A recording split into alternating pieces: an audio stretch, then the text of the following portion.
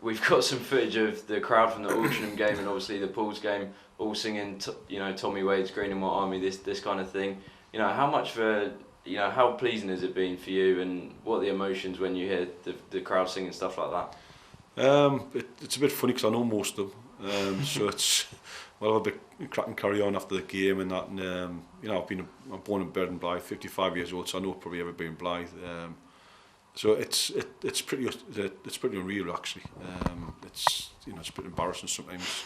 Went for an Indians one Saturday, and I got walking the Indians. Everybody started shouting Blythe Spartans, and one last was pretty embarrassed. But it's nice to be recognised. It's something in your life, So for me, it's nice, but it's a bit overpowering at times, so yeah. God knows what Shearer feels like in the likes of that. But it's great, it's fantastic, and it's not just me, obviously. There's Colin Myers, who does a great job, and the background staff, and obviously the players are the main thing, And you mentioned the players. Is this group of players the best players you've worked with?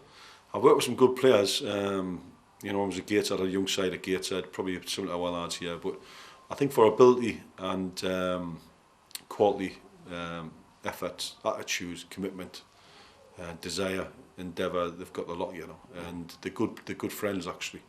And there's a nice friendship in there. They all look out for each other, and I think collectively it probably is the best change room I've been in. I was at Benfield when they won the league and the treble, and I was manager there, and it was a similar type of change room, So you can feel success when you go in there, You can smell it, you can taste it, and I think they've got a massive future. And I think that if the club keep them at the club, and that's the big if, the club's got to make sure these players don't leave, and it's very important that they do that. Yeah. That's the big thing, I would say, that if they keep them, we've got a cracking chance to get promoted maybe in the next 2 or 3 seasons.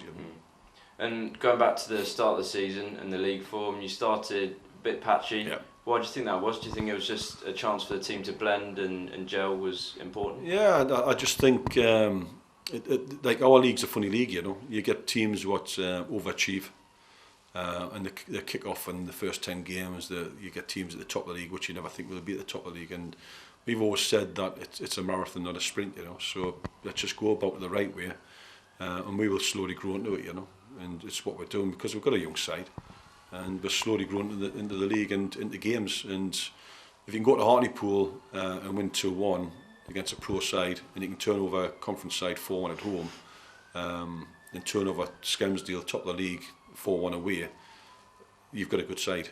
And they just need to believe in themselves a bit more. And I think after Hartlepool, I think they do believe that they're a good side now, which I think will kick on the young lads, And this season you have brought in some exciting young talent, obviously Jarrett Rivers, Michael Richardson more recently at the start of the season, Ben Sayer.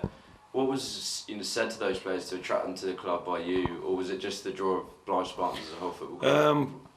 We do, when we're speaking to players, we don't just say sign the form and come along. We do bring them to the club and explain what we require from them.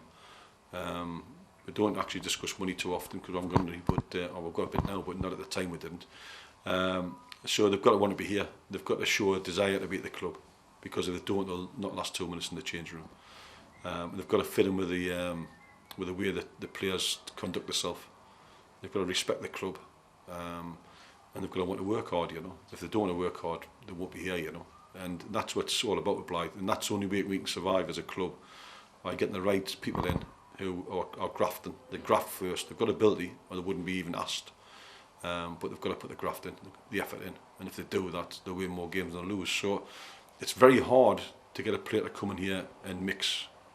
Michael Richardson will do that because he's a grafter. He's a very skillful player, but he's a grafter. Stephen Turner's come back and he's been absolutely outstanding.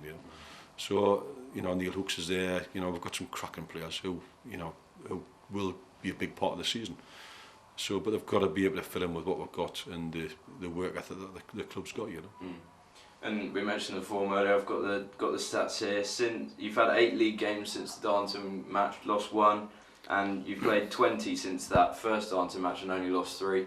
How good has the spirit been at the club? No, it's been fantastic. I think the games we lost against Frickley, which we never put a team out because it was a League Cup game, and no disrespect to the League Cup, we had a lot of fixtures around that time. Here's one away, we couldn't get a team out.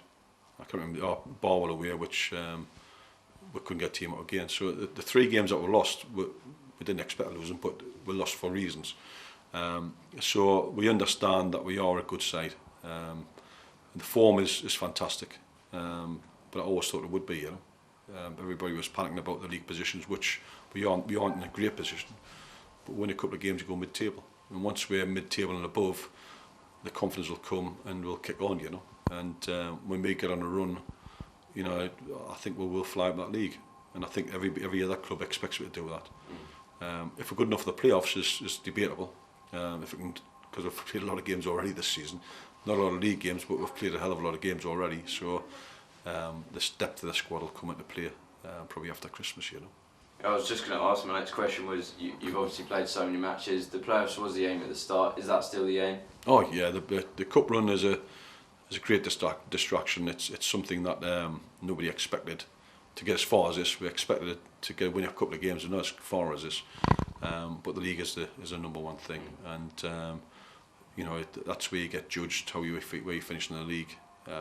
We've had a fantastic season so far. But just keep on going and play like we have been playing. I'm sure we'll be up in the top half.